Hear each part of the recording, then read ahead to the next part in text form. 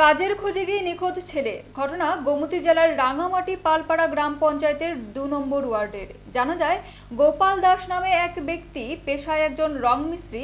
কাজের সন্ধানে গত ৬ মে বাড়ি থেকে আগরতলা যাওয়ার উদ্দেশ্য নিয়ে বের হয়। এরপর থেকে তার আর কোনো সন্ধান পাওয়া যাচ্ছে না, এমনকি মোবাইল ফোনেও তার সাথে যোগাযোগ করা সম্ভব হচ্ছে না। এই ঘটনায় মর্মাহত তার পরিবার।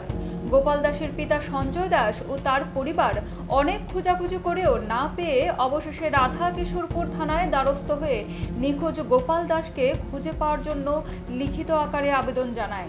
পুলিশ গোপাল দাসকে খুঁজে বের করার জন্য আপ্রাণ চেষ্টা চালিয়ে যাবে বলে আশ্বস্ত করেছেন।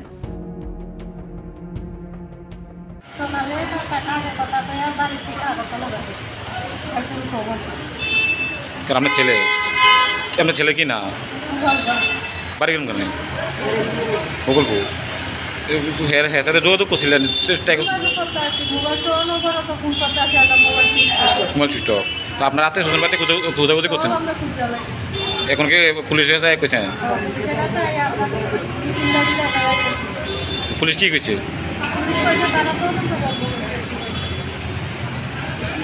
আপনার কি না